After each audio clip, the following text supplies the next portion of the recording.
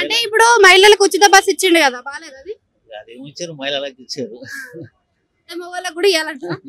మొగలకి ఇచ్చి ఏం అవసరం లేదు, అదే కాలేజీ పిల్లలకి ఇస్తారన్నా బాగుండేది కదా. ఇలా కాలేజ్ పిల్లలు మరి డ్యూటీకి పోయేటోళ్ళు కూడా ఉన్నారు కదా. డ్యూటీకి పోయేటోళ్ళు ఉంటే బస్సులు పోవచ్చు కదా దాంట్లో కూడా.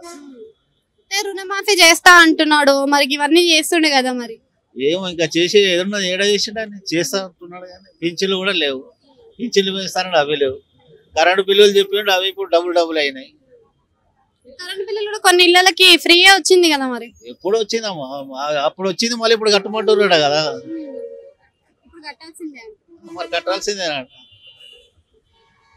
మన జాబ్ల గురించి కూడా కొట్లాటలు అయినాయి కదా పిల్లలకి, మరి అది ఎట్లా అంటే పెంచమని కొందరు అంటున్నారు, బీఆర్ఎస్ కావాలని లొల్లి చేసింది కదా మన. అది ఏం చెప్తాం. అంటే మనకి పాత ప్రభుత్వం అయిన బీఆర్ఎస్ కేసీఆర్ అది బాగుందా పరిపాలన? ఎందుకు బాగుంది అది? కేసీఆర్ పాలనే బాగుండే. ఎందుకనంటే ఇక అదే బాగుండే, అసలు ఇది వేస్ట్ ఇది కాంగ్రెస్. కాంగ్రెస్ వాళ్ళు కూడా మేము పథకాలు తీసుకొస్తామని చెప్పి పథకాలు ఇస్తున్నారు అని.